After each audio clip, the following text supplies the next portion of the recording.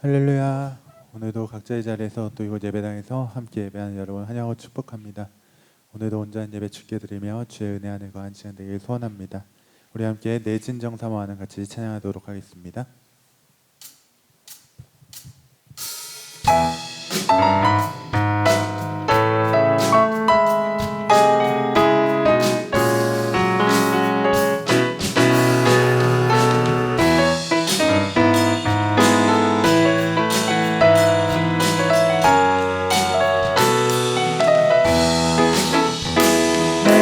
진정 사모하는 친구가 되시는 구주 예수님은 아름다워라.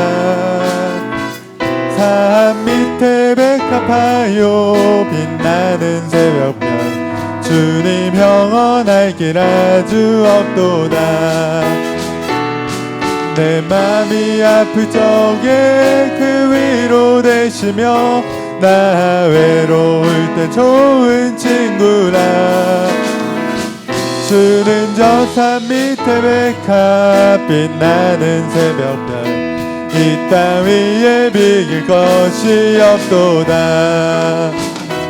내 맘의 모든 염려 이 세상 고락도 주님 항상 같이 하여 주시고 시험을 당할 때에 악마의 예교를 즉시 물리치사 나를 지키네. 온 세상 날 버려도 주 예수 안 버려 끝까지 나를 돌아보시니. 주는 저 산 밑에 백합 빛나는 새벽별 이 땅 위에 비길 것이 없도다. 내 맘을 다하여서 주님을 따르면 길이 나를 사랑하리니. 물불이 두렵지 않고 창검도 겁없네. 주는 높은 산성 내 방패시라. 내 영혼 먹이시는 은혜 누리고 나 친히 주를 뵙기 원하네. 주는 저 산 밑에 백합 빛나는 새벽별 이 땅 위에 비길 것이 좋으신 하나님. 좋으신 하나님 좋으신 하나님 참 좋으신 나의 하나님. 우리의 기도를 응답해 주시는 참 좋으신 나의 하나. 한없는 축복을 한없는 축복을 우리에게 주시는 참 좋으신 나의 하나님.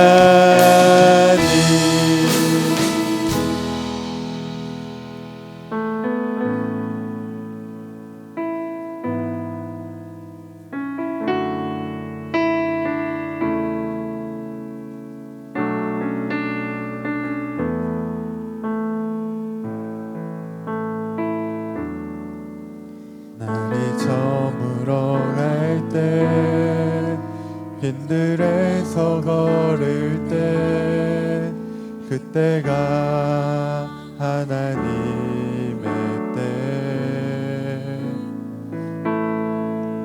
내 힘으로 안 될 때 빈손으로 걸을 때 내가 고백해 여호와. 날이 저물어 갈 때 날이 저물어 갈 때 빈들에서 걸을 때 그때가 하나님의 때 내 힘으로 안 될 때 빈손으로 걸을 때 내가 고백해 여호와 이래 주가 일하시네 주가 일하시네 주가 일하시네 주께 아끼지 않는 자에게 주가 일하시네 주가 일하시네 신뢰하며 걷는 자에게 우리 모인 이곳에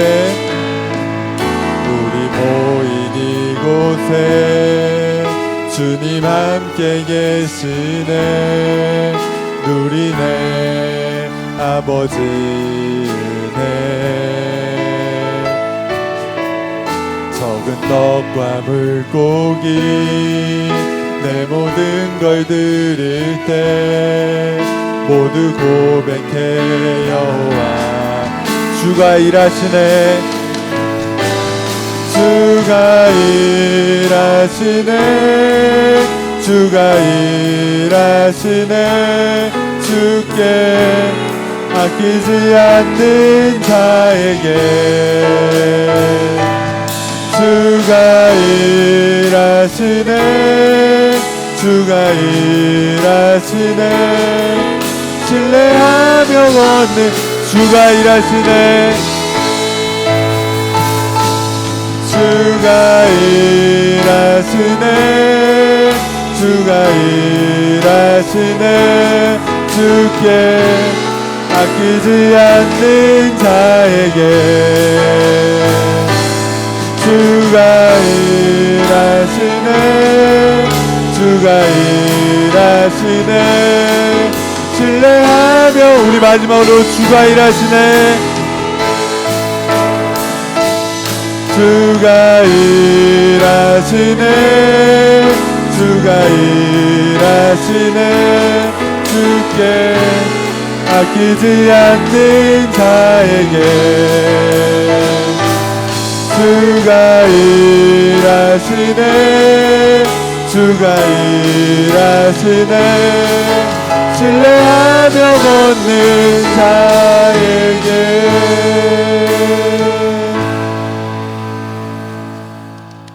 다 같이 일어나셔서 내는 주의 영광을 보내 함께 찬양하겠습니다.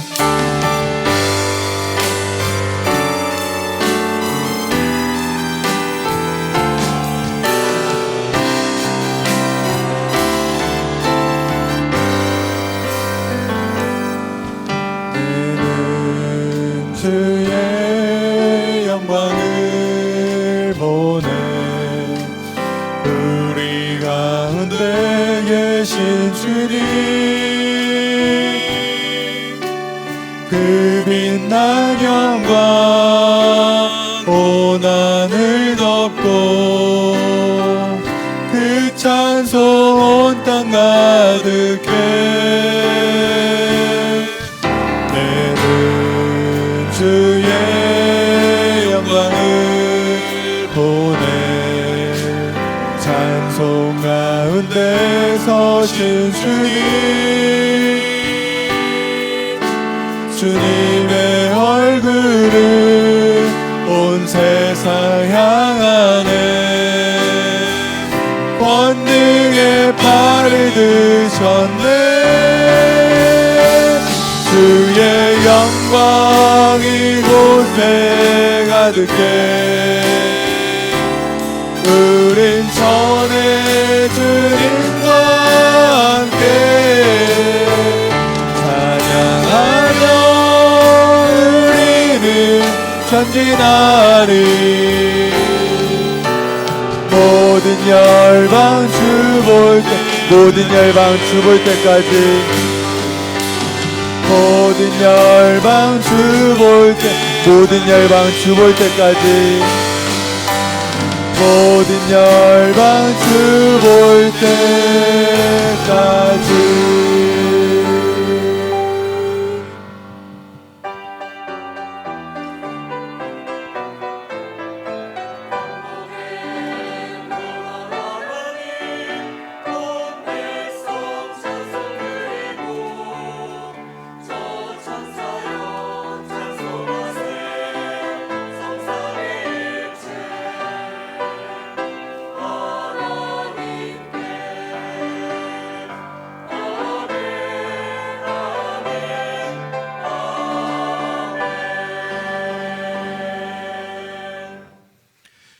할렐루야. 여호와의 종들아 찬양하라. 여호와의 이름을 찬양하라. 이제부터 영원까지 여호와의 이름을 찬송할지로다. 해 돋는 데에서부터 해 지는 데까지 여호와의 이름이 찬양을 받으시리로다. 아멘. 사랑이 많으신 하나님 아버지, 지난 한 주간 은혜 가운데 지켜주셨다가 오늘 이 예배의 자리에 저희를 불러주셔서 감사합니다. 한 주간 죄로 인해 더러워졌지만 예수님의 보혈의 피를 의지하여 이 시간 하나님 앞에 나왔습니다. 우리를 주의 보혈의 피로 정결하게 하여 주시고 거룩한 예배자로 이 시간 서게 하여 주시옵소서. 이 시간 영과 진리로 하나님을 예배하겠사오니 홀로 하나님만 영광받아 주시옵소서. 하나님의 기쁨의 시간이 되는 이 시간 되게 하여 주시옵소서. 모든 예배를 주관하시고 또 인도하여 주시기를 간절히 소원하며 예수님 이름으로 기도하옵나이다. 아멘. 사도신경으로 우리의 신앙을 하나님 앞에 고백하겠습니다. 전능하사 천지를 만드신 하나님 아버지를 내가 믿사오며 그 외아들 우리 주 예수 그리스도를 믿사오니 이는 성령으로 잉태하사 동정녀 마리아에게 나시고 본디오 빌라도에게 고난을 받으사 십자가에 못 박혀 죽으시고 장사한 지 사흘 만에 죽은 자 가운데서 다시 살아나시며 하늘에 오르사 전능하신 하나님 우편에 앉아 계시다가 저리로서 산 자와 죽은 자를 심판하러 오시리라. 성령을 믿사오며 거룩한 공회와 성도가 서로 교통하는 것과 죄를 사하여 주시는 것과 몸이 다시 사는 것과 영원히 사는 것을 믿사옵나이다. 아멘. 모두 자리에 앉으셔서 다 같이 찬송가 310장 함께 찬송하겠습니다.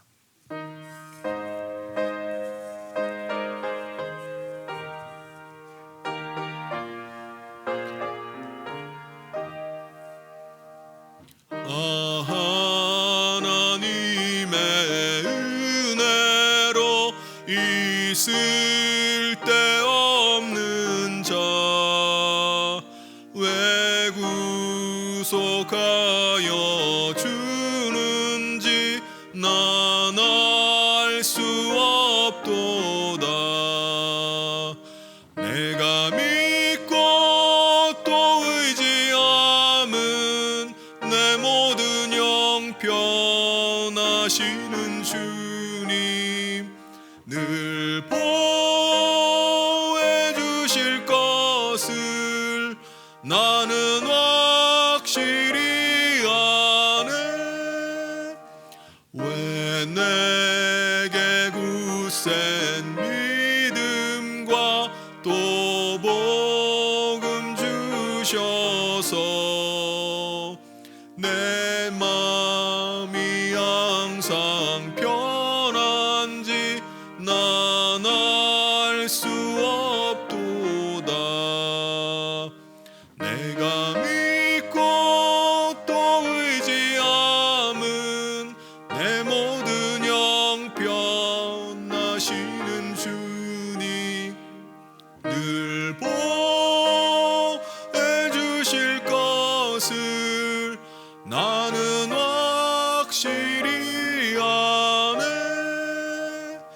왜 내게 성령 주셔서 내 마음 감동해 주 예수 믿게 하는지 난 알 수 없도다.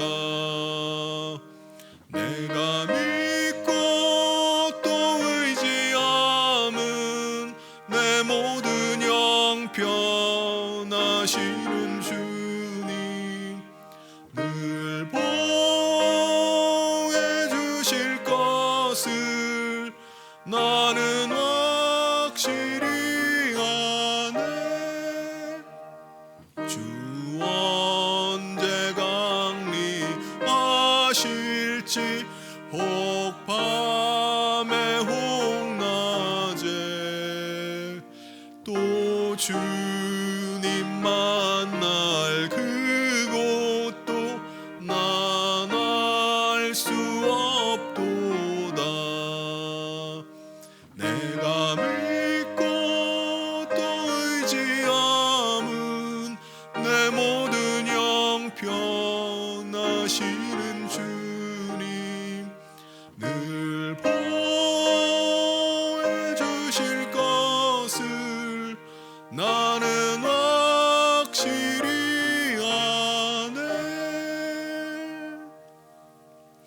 이 시간 우리를 대표해서 김정기 장로님 나오셔서 기도 인도해 주시겠습니다.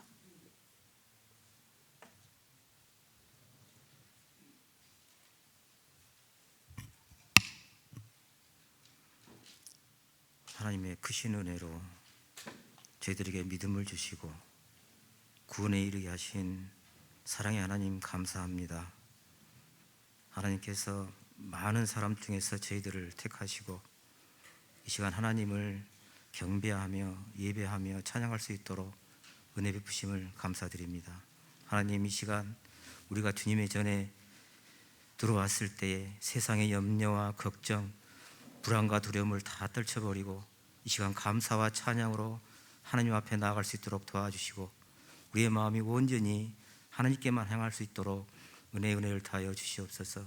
성령께서 우리의 마음속에 임하셔서 성령의 마음으로, 사랑의 마음으로 우리가 나아갈 수 있게 도와주시고 온 교회가 하나님 사랑 안에서 한 사랑으로 똘똘 뭉쳐서 하나님을 사랑으로 새 세상에 나가서 그리스도를 증거하며 복음을 증거할 수 있는 믿음의 성도들이 되도록 도와주시옵소서. 하나님, 이 시간 하나님의 말씀이 선포될 때에 하나님께서 우리의 돌같은 완악한 마음을 부드러운 마음으로 바꿔주셔서 우리가 마음이 정말 아름답고 온유한 마음으로 서로 사랑하고 그리스도의 사랑으로 나아갈 수 있도록 도와주시옵소서. 이 시간 하나님 말씀을 선포하실 백성규 목사님을 하나님께 능력의 손으로 붙들어 주시고 그 말씀이 선포될 때에 우리의 심령에 그 말씀이 새겨지며 그 말씀을 따라서 세상에 나가서 승리하며 살 수 있도록 도와주시옵소서. 이 시간 참석하지 못한 주의 사랑하는 성도를 붙들어 주시고 그들이 어디에 있든지 하나님을 늘 집중하며 하나님께 나아갈 수 있도록 도와주시옵소서. 찬양하는 성가대를 주님께서 더욱더 붙드시고 그들의 아름다운 찬양으로 하나님께 흡양되는 정말 기쁜 찬양이 될 수 있도록 하나님께 함께 하시고 우리의 모든 찬양이 되게 하여 주시옵소서. 이 시간 이 예배를 위하여 봉사하는 숨은 봉사자들을 붙드시고 또 교역자들에게도 은혜를 다하시고 모든 성도들이 한 마음으로 하나님을 찬양할 수 있는 예배 시간 되게 도와주시옵소서. 감사와 찬양을 드리오며 예수님 이름으로 기도하옵나이다.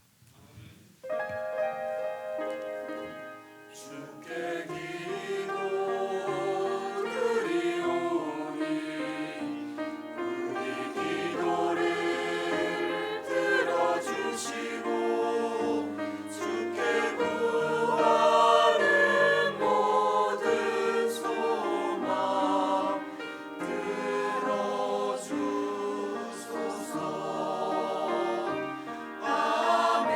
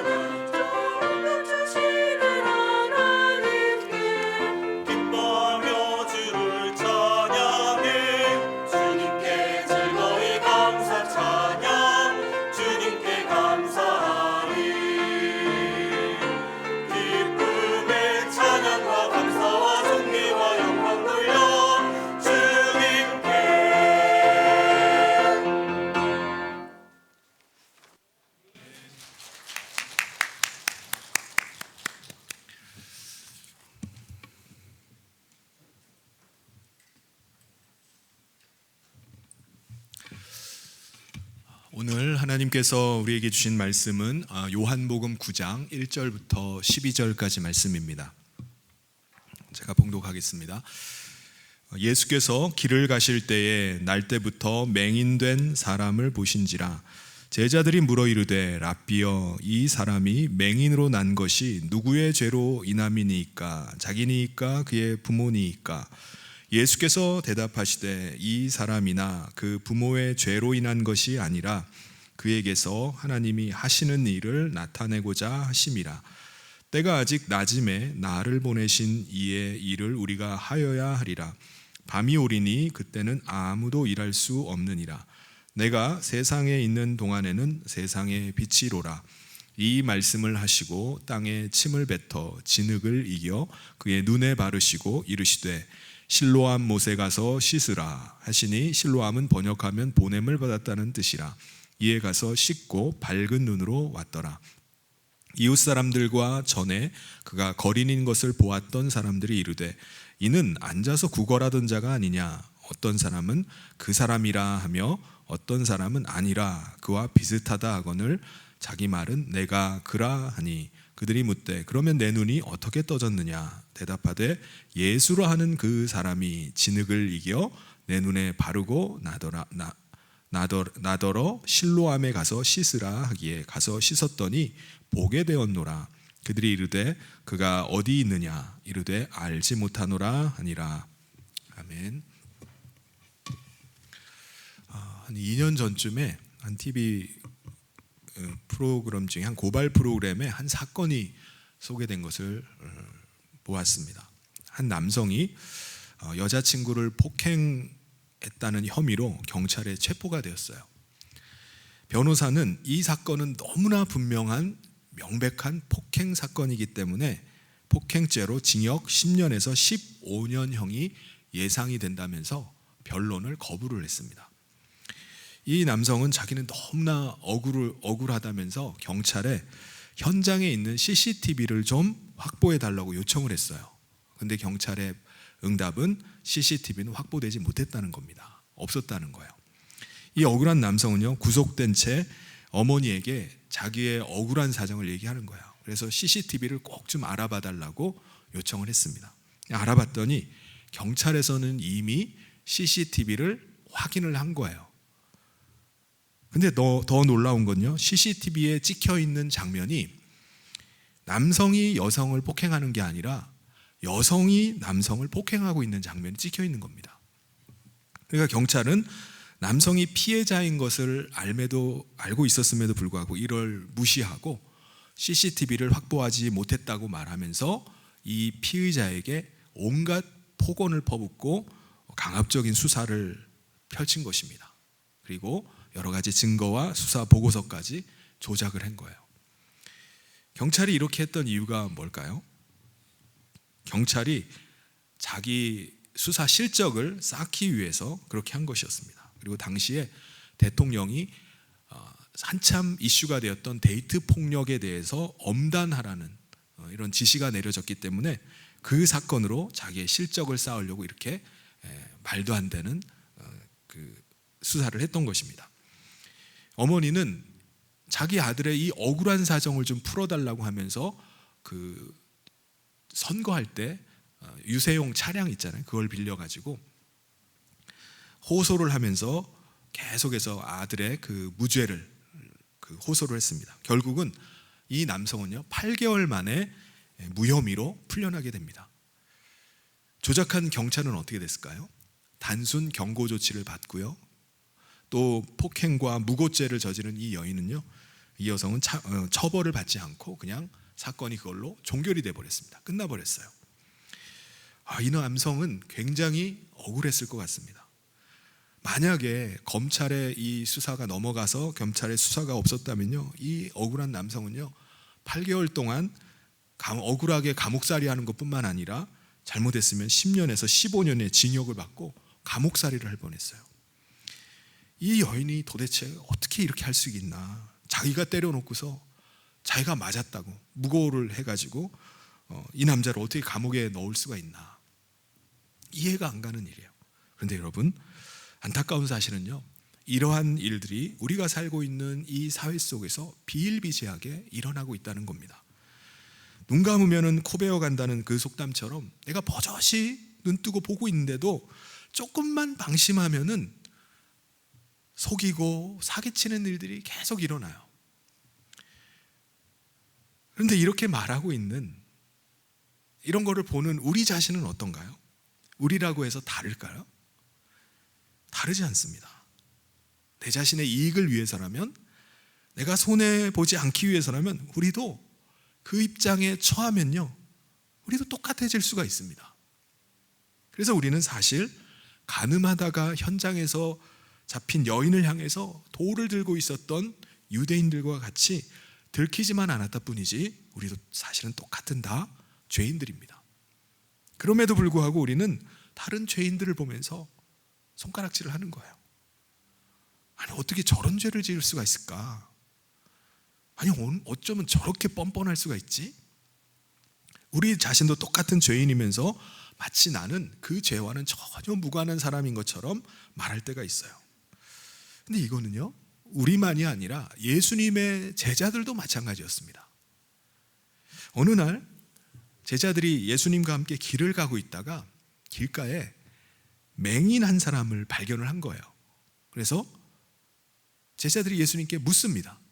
2절에 보니까 제자들이 물어 이르되 랍비여, 이 사람이 맹인으로 난 것이 누구의 죄로 인함이니까? 자기니까? 그의 부모니까? 지금 제자들이 이 맹인을 바라보고 있는 그 관점은 뭐죠? 저 사람이 날 때부터 맹인이 된 것은 분명히 누군가가 죄를 지었기 때문이라는 거예요. 저 사람이 맹인된 것은 그 죄의 대가를 지금 치르고 있다는 겁니다. 그 관점에서 이 맹인을 보는 거예요. 그래서 제자들의 관심은요, 도대체 그러면 저 사람이 맹인된 거는 자기 죄 때문에 저렇게 됐을까? 아니면 그 부모 때문에 저렇게 됐을까? 그렇게 생각하는 겁니다. 거기에 대한 예수님의 답변은 뭐죠?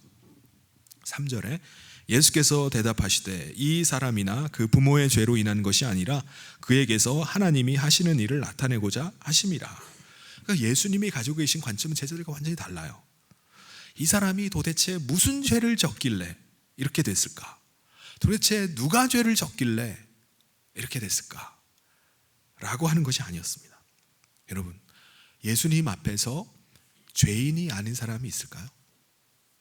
없습니다. 아무도 없어요. 당시에 가장 의롭다라고 말하는 바리새인이나 서기관들은 어땠을까요?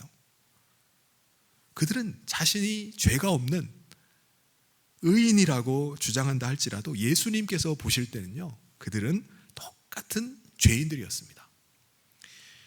그들에게 다른 점이 있다면 겉으로는 의인인 것처럼 보여요. 그런데 그들은 죄로 더러워진 그 안에는 들키지만 않았다 뿐이지, 그 속에는 온갖 죄로 더러워진 회칠한 무덤 같은, 겉만 번드르한 깨끗한 그런 회칠한 무덤과 같은 사람들이었던 것입니다. 아니, 그러면 왜 사람들은 이렇게 다 죄를 지으면서 살아갈까요? 왜 이 땅에 사는 인간들은 다 이렇게 죄 가운데 살아가는 거죠? 왜 자기를 죄로 더럽히면서 그렇게 살아가는 겁니까? 왜냐하면요, 사람들은 빛이 없는 어둠 가운데 살아가고 있기 때문에 그렇습니다. 아무것도 보이는 게 없으니까 내가 죄를 지어도 아무도 보지 못하리라고 생각하는 거예요. 나도 나 자신을 못 보는데 누가 나를 봅니까? 그러니까 내가 어둠 가운데 있기 때문에 죄를 짓고 살아도 무방하다고 생각하는 거예요.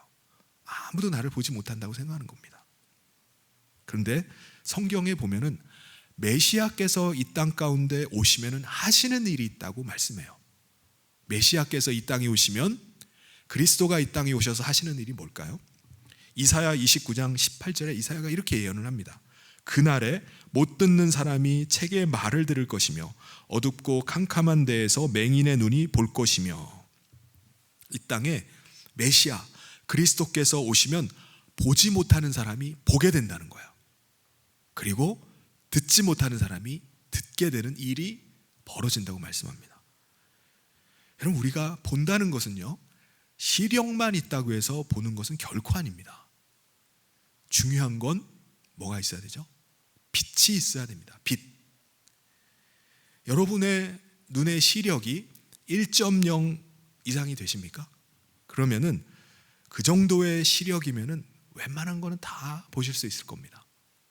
그런데 아무리 좋은 시력을 가지고 있다 할지라도 빛이 없으면요, 시력이 2.0이 되어도요 아무것도 볼 수가 없습니다. 맹인과 다를 바가 없는 거예요. 이 시간에 잠시 한번 체험을 한번 해볼게요. 잠시 조명을 한번 꺼보도록 하겠습니다. 저 위에가 안 꺼가지고 보이네. 네. 우리는요, 다 끄시려고요? 네. 감사합니다. 여기가 남아있네. 네. 여기를 꺼야 되는데.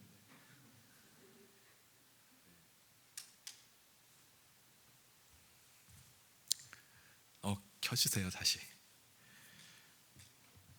우리 눈은요, 시력이 있다고 보는 게 아닙니다. 빛이 있어야 보이는 겁니다. 그런데 예수님께서 이 땅 가운데 오심으로 말미암아 우리로 볼 수 있게 해주셨어요. 맹인과 다를 바가 없는 우리의 눈을 밝혀주신 것입니다. 어떻게 해요? 예수님이 빛이시기 때문에 그래요. 예수님이 이 어둠의 세상 가운데 빛 대신 예수님이 오셨기 때문에 우리가 볼 수 있게 된 겁니다. 그래서 5절에 내가 세상에 있는 동안에는 세상의 빛이라고 말씀하셨어요. 예수님은 이 어둠의 세상 가운데 빛으로 오신 하나님께서 보내신 메시아이십니다. 그리스도이세요. 빛이신 예수님께서 우리 안에 들어오시면 어떤 일이 벌어질까요? 우리 자신의 적나라한 모습이 드러납니다. 우리가 볼 수 있게 돼요. 과거에는 어둠에 있었기 때문에, 깜깜한 가운데 있었기 때문에 전혀 볼 수가 없었어요. 내가 죄를 지어도 죄로 안 보이는 거예요. 아무도 볼 수 없다고 생각하는 겁니다. 그런데 예수님께서 우리 안에 들어오신 다음부터는 죄가 보이는 거예요. 우리가 얼마나 죄로 인해서 더러워지고 있는가를 내가 보게 되는 겁니다. 어떻게 해요? 예수님이 빛이시기 때문에 그걸 보게 해주세요.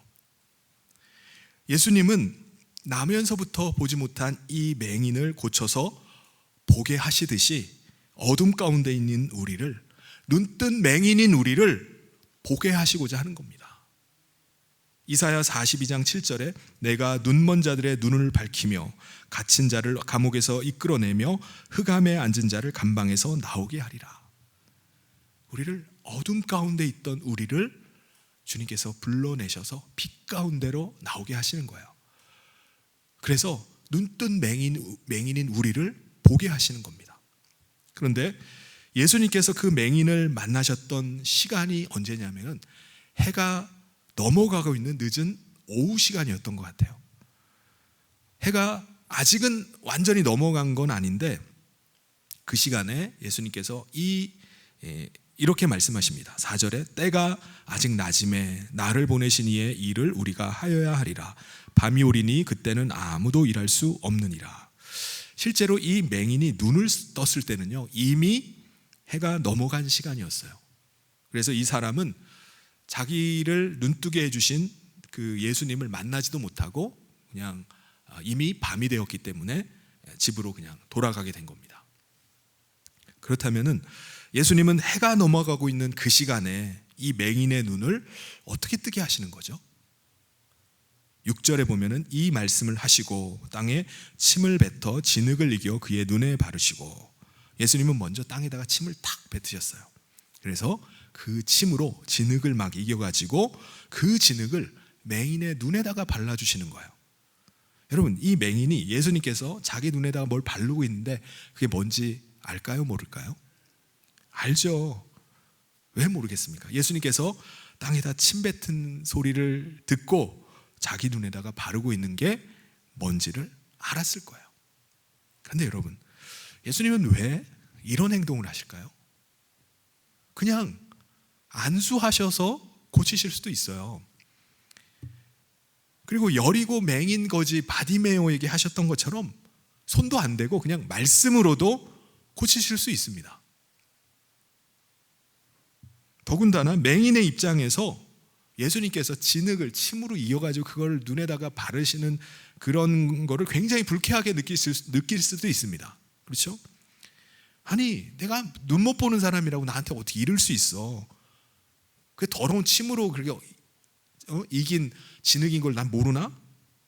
이걸 어떻게 나한테 발라주지? 라고 기분 나쁘게 여길 수도 있습니다. 그걸 좋아할 사람이 어디 있겠어요? 더군다나 예수님은 지금 시간도 없어요. 어두워져 곧 해가 떨어질 그 시간에 그 맹인에게 어떻게 하라고 하시죠? 7절에 보면 이르시되 실로암 못에 가서 씻으라 하시니, 실로암은 번역하면 보냄을 받았다는 뜻이라. 이에 가서 씻고 밝은 눈으로 왔더라. 맹인이 앞을 못 보는데 실로암이 어디 있는지 어떻게 합니까? 지금 시간도 없는데 그걸 물어서 더듬으면서 어떻게 거기까지 찾아가요? 해 떨어지면 어떻게 합니까? 아니, 일을 왜 이렇게 어렵게 하시지? 좀 쉽게 하면 안 되나? 그런데 맹인은요, 예수님의 그 말씀에 순종해서 실로암에 가서 두 눈에 묻어있던 더러운 흙을 씻어낼 때 더러운 흙만 씻겨나간 것이 아니라 눈이 밝아져서 보이게 됐어요. 두 눈이 떠진 겁니다. 여러분, 예수님께서 이 일을 통해서 드러내시고자 하는 것은 하나님의 일이란 뭘까요? 예수님이 드러내고자 하는 하나님의 일. 오늘 우리가 사는 세상은요, 빛이 없는 어둠의 세상입니다. 사람들은 아무것도 볼 수 없기 때문에 죄를 지어도 자기가 죄를 짓는지 몰라요. 다른 사람들이 모를 걸로 생각하는 겁니다. 아무도 보는 사람이 없을 걸로 생각하는 거예요. 그래서 죄를 지어요. 자기 자신이 죄로 인해서 더러워졌음에도 불구하고 그걸 볼 수 없기 때문에 더러운 줄도 몰라요. 그러면서 살아갑니다. 오직 자기 자신의 탐욕을 채우기 위해서 때로는 다른 사람을 속이기도 하고요, 다른 사람 걸 뺏기도 합니다. 내 탐욕을 채워야 되기 때문에.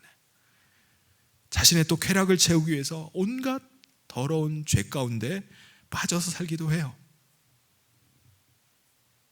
왜요? 눈은 있으나 볼 수가 없기 때문에 그렇습니다. 빛이 없기 때문에 그래요.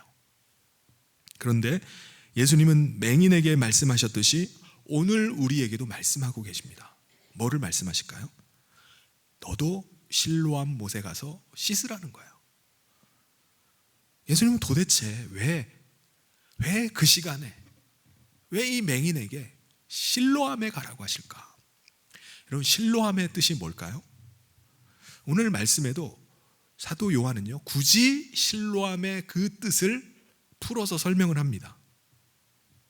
실로암의 뜻이 뭐죠? 보냄을 받았다라는 뜻이에요. 보냄을 받았다라는 이름이 붙은 유래가 있습니다. 그 유래는 이러해요. 실로암의 수원지는요, 예루살렘 성 바깥에 있는 기혼샘이라는 곳입니다. 거기서 물이 흐르는 거예요. BC 700년경에 히스기야 왕이요, 아수르의 침략을 받으면서 그 침공에 대비해 가지고 본래는 기혼샘 물이 지상에 있었는데, 지상에 수로가 있었는데 그걸 없애버리고 지하로 터널을 팠어요. 그래서 530m의 긴 터널을 파가지고 지하 수로를 통해서 기온에서 흐르는 샘물이 예루살렘 성 안으로 흘러들어오게 한 겁니다. 그렇게 되면 어떻게 되죠?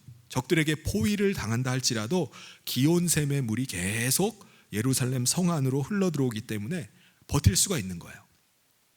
지금도 예루살렘에 가보면은 그 히스기야 왕 때 파놓은 그 지하 수로를 볼 수가 있습니다. 그 안에 들어갈 수가 있어요. 기온샘에서부터 아주 좁은 지하 수로가요, 깊이는 뭐 낮은 데는 무릎 정도가 되고 깊은 데는 가슴 정도 차는, 가슴까지 차는 그런 물길을 따라서 쭉 따라가면요, 실로암 못이 나옵니다. 기온샘의 물이 성벽 안으로 이렇게 보냄을 받았기 때문에 그 연못 이름을 뭐라고 지었냐면은 보냄을 받았다라고 해서 실로암이라고 지은 겁니다. 그렇다면 예수님께서는 그 시간, 그 늦은 오후 시간이었기 때문에 가까운 맹인을 위해서 가까운 데 가서 가까운 주변에 가서 물에 가서 씻으라 라고 하셔도 될 텐데 왜 굳이 눈도 보이지 않는 사람에게, 맹인에게 실로암까지 찾아가서 거기서 꼭 물을 씻어야 된다라고 말씀하셨을까요? 왜냐하면 실로암이 가지고 있는 그 의미 때문에 그렇습니다. 실로암이 보냈다라는 그 의미인 것처럼 예수님께서도 아버지께 보내심을 받은 분이시기 때문에 그래요. 예수님이 바로 실로암이시기 때문에 그렇습니다. 그러므로 맹인이 눈을 보기 위해서는요, 반드시 실로암으로 가야만 하듯이 오늘 우리도 빛 가운데 거하기 위해서, 보기 위해서는요, 실로암이신 예수님께 가야만 되는 것입니다. 반드시 실로암에 가야 되는 거예요. 아니, 예수님은 이 땅에 계시지도 않는데 어떻게 우리가 예수님께 갈 수 있지? 라고 생각할 수 있어요. 우리는 예수님께서 보내신 성령님을 통해서 예수님과 함께하는 겁니다. 요한복음 3장 34절에 뭐라고 말씀하죠? 하나님이 보내신 이는 하나님의 말씀을 하나니 이는 하나님이 성령을 한량없이 주심이니라. 예수님께서도 어떻게 이 땅에 육신으로 거하시면서 하나님의 말씀을 하시는 거죠? 성령을 통해서 아버지의 음성을 듣고 아버지의 말씀을 전하는 거예요.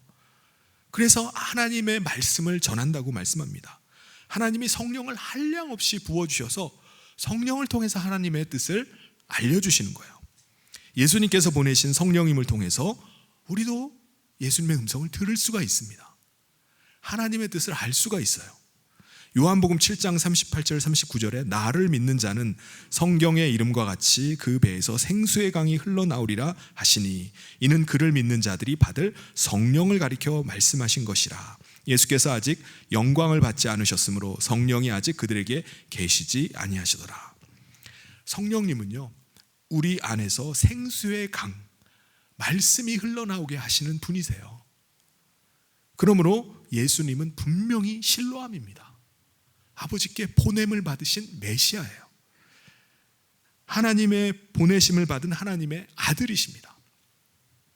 우리는 그래서 다른 곳으로 갈 것이 아니라 우리의 실로암 되시는 예수님께 가야 됩니다. 반드시 예수님께 가야 돼요. 아버지께 보내심을 받은 예수님만이 우리의 눈을 뜨게 하실 수 있습니다. 그럼 우리가 예수님께 나오면 어떤 일이 벌어질까요? 맹인이 더러운 진흙을 실로암 물에다가 씻을 때 눈이 밝아졌듯이 우리가 예수님께 나와서 예수님의 그 보혈의 피로 우리의 죄를 씻을 때 우리는 정결하게 됩니다. 그리고 성령님을 통해서 우리는 빛 대신 예수님을 우리 가운데 모시게 되는 거예요. 그때 우리의 눈이 열리게 됩니다. 보이기 시작하는 거예요. 그러면 우리의 눈이 밝아져서 과거에는 보지 못했던 것들이 보이기 시작하는 거예요. 과거에는 전혀 더러운 줄 몰랐어요. 그런 게 더럽게 보이는 겁니다. 과거에는 아무렇지도 않게 행했던 죄악들이 너무나 더러운 죄악임을 보게 되는 거예요. 빛 대신 예수님이 우리 안에 사시면요, 우리는 더 이상 어둠 가운데 거하지 않습니다. 밝은 빛 가운데 사는 사람이 되는 겁니다. 데살로니가전서 5장 5절에 그래서 이렇게 말씀합니다. 너희는 다 빛의 아들이요 낮의 아들이라. 우리가 밤이나 어둠에 속하지 아니한다고 했습니다. 여러분, 빛 가운데 거하는 삶은 어떤 삶일까요? 로마서 13장 12절 14절에 보면 밤이 깊고 낮이 가까웠으니 그러므로 우리가 어둠의 일을 벗고 빛의 갑옷을 입자. 낮에와 같이 단정히 행하고 방탕하거나 술 취하지 말며 음란하거나 호색하지 말며 다투거나 시기하지 말고 오직 주 예수 그리스도로 옷 입고 정욕을 위하여 육신의 일을 도모하지 말라. 그럼 우리가 빛에 거하지 않고 어둠 가운데 있으면요, 우리의 하는 일들은 뭐라는 거죠? 방탕한 일들 한다는 거예요. 술 취한 일들, 음란한 일들, 호색하는 일들, 다투는 일, 시기하는 일, 이런 일들을 하면서 살아가요. 이런 것들이 죄악인 거를 모르고서 행하는 겁니다. 다 그렇게 사니까. 그런데 우리가 빛 가운데 거하면 낮에 속한 사람은 사는 겁니다. 낮에는 어떻게 하죠? 단정하게 살아가요. 보이기 때문에. 그래서 예수 그리스도로 옷 입고 마치 내가 내 안에 예수 그리스도께서 사시는 것처럼 우리가 그렇게 살아가는 것입니다. 예수님을 모시고 사는 사람으로 사는 거예요. 예수님께서는 뭐라고 말씀하셨냐면 너희 빛을 사람들한테 비춰라 라고 말씀하셨어요. 마태복음 5장 16절에 이같이 너희 빛이 사람 앞에 비치게 하여 그들로 너희 착한 행실을 보고 하늘에 계신 너희 아버지께 영광을 돌리게 하라. 여러분, 사람들이 우리 안에 예수님을 모시고 사는 것을 어떻게 알 수 있을까요? 사람들이 볼 수 있나요? 우리 안에 예수님이 있는지 없는지 어떻게 알죠? 우리의 착한 행실을 보고 사람들이 안다는 거예요. 이 사람은 다르네. 이 사람은 어떻게 이렇게 살아가지?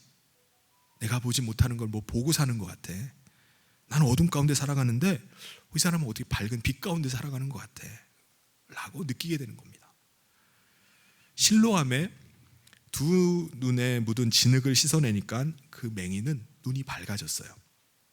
그런데 그 시간은 이미 어두워져서 그는 예수님께 다시 가는 것이 아니라 자기 집으로 그냥 돌아가게 됐습니다. 눈이 밝아져서 나타난 이 사람을 보고 이웃 사람이나 이 사람을 아는 사람들은 도저히 믿을 수가 없는 거예요. 도대체 이게 어떻게 된 건가?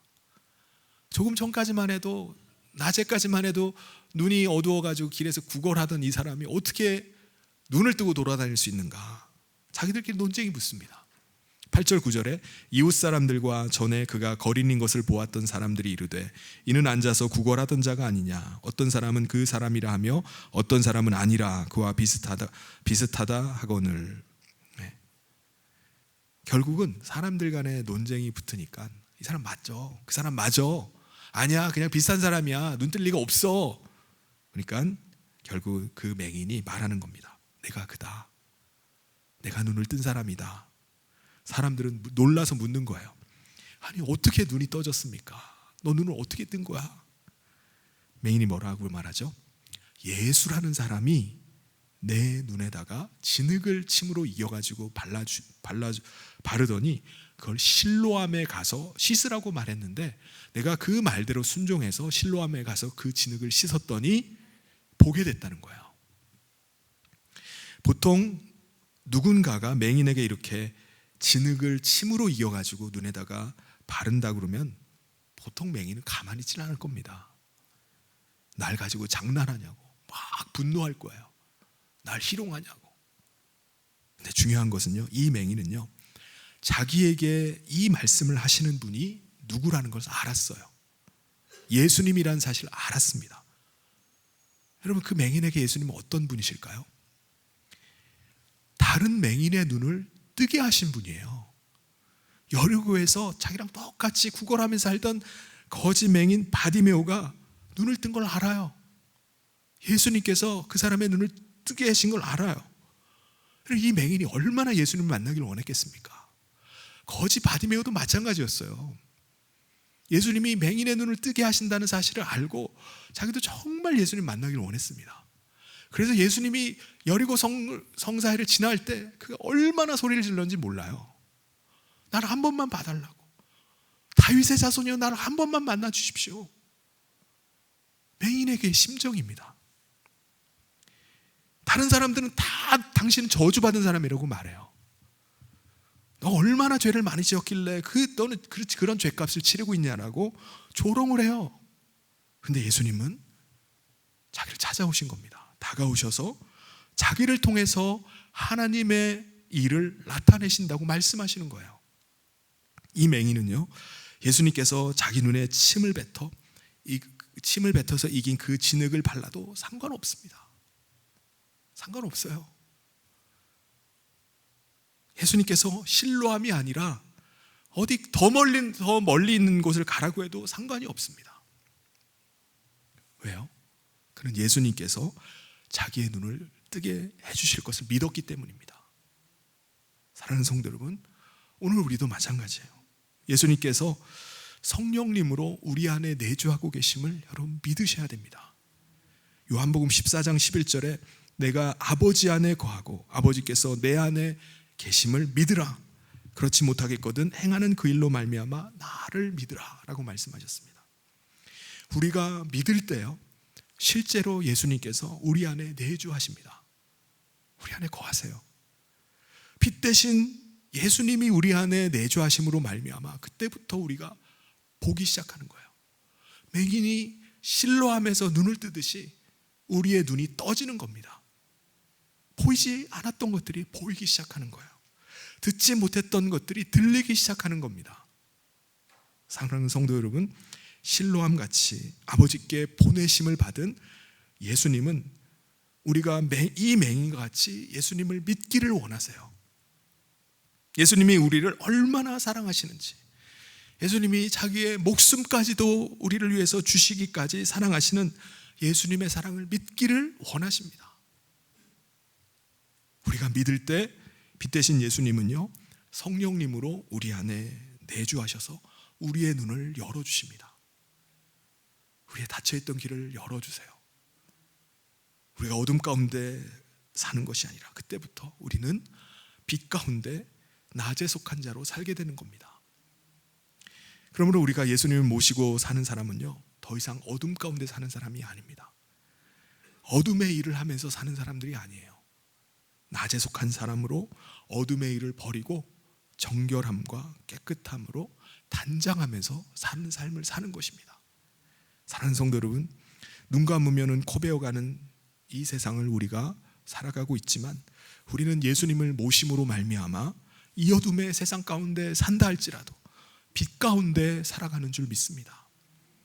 우리가 어둠 속에서 내가 하는 일이 무엇인지도 모른 채 그냥 우리가 그 안에 사는 것이 아니라 우리는 밝은 빛 가운데서 우리가 행하는 일이 무엇인지를 보면서 살아가는 거예요. 그래서 우리 예수님이 다시 오시는 그날까지, 그날에 우리는 우리 모두가, 우리 모든 성도님 한 사람도 빠지지 않고 모두가 다 정결한 신부로, 아름답게 단장한 신부로 신랑 되신 우리 예수님을 맞이할 수 있기를 간절히 소원합니다. 그래서 우리 모두가 정말 영광 가운데 주님을 뵙는 저 모든 우리 성도님 되시기를 주님의 이름으로 축원합니다. 같이 기도하겠습니다. 하나님 아버지, 감사합니다. 오늘 우리 가운데 이 어둠의 세상 가운데 주님이 오심으로 말미암아 우리를 빛 가운데 거하게 하여 주시고 우리를 보게 하심을 감사합니다.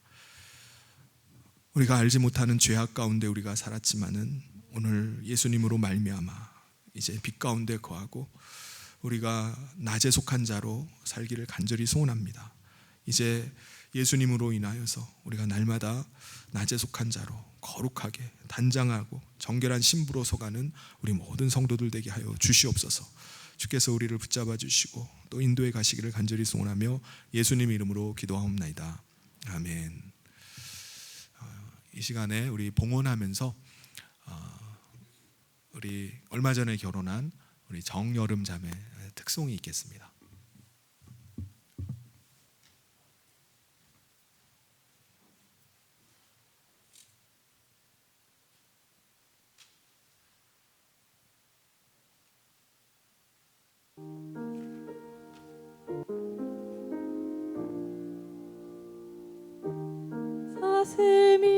사슴이시는 모를 찾기 갈급함 같이 내 영혼이 주님을 찾기 갈급하나이다. 내 영혼이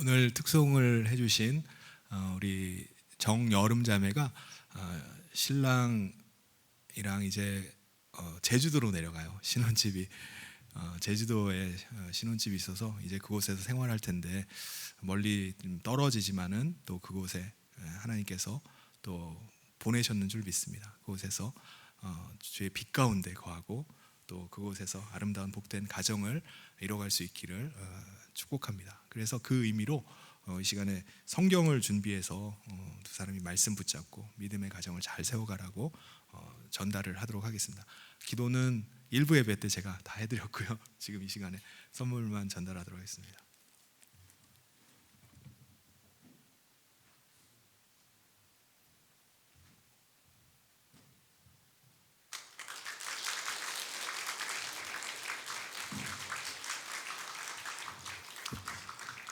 네, 주님 안에서 행복한 가정 잘 만들어 가시길 바랍니다. 드린 예물 위해서 함께 기도하도록 하겠습니다. 하나님 아버지 감사합니다. 우리를 이 어둠의 세상 가운데 빛으로 불러주시고 빛 대신 주님을 모시고 우리가 낮에 속한 자로 빛 가운데 거하며 살게 하심을 감사합니다. 이 시간에 주님 앞에 예배하며 또 귀한 예물을 준비하여 올려드립니다. 하나님께서 이 예물을 기뻐 받으시고 흠양하여 주시옵소서. 10의 1을 구별하여 드리고 감사 예물과 일천번제 그리고 전도와 또 선교와 장학과 예배당 헌당을 하는 일에 우리가 함께 힘을 모아 예물을 올려드리오니 하나님께서 이 예물을 기뻐 받아주시고 주님의 복음을 위해서 또 하나님 나라 확장을 위해서 귀하게 쓰여지는 물질 되게 하여 주시옵소서. 하나님 드린 손길마다 축복하여 주셔서 날마다 하나님께서 함께 하심을 그 삶에서 체험케 하여 주시옵소서.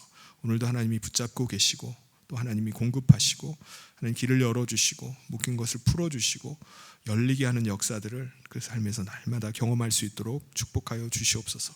그래서 우리의 구원자가 우리의 실로함이 바로 우리의 주님이심을 우리가 우리의 삶에서 체험케 하여 주시옵소서. 함께 하여 주시기를 간절히 소원하며 예수님 이름으로 기도하옵나이다.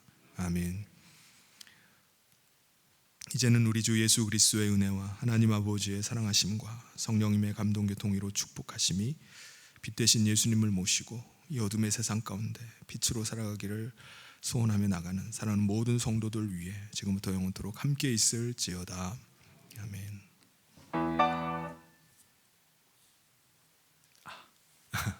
죄송합니다.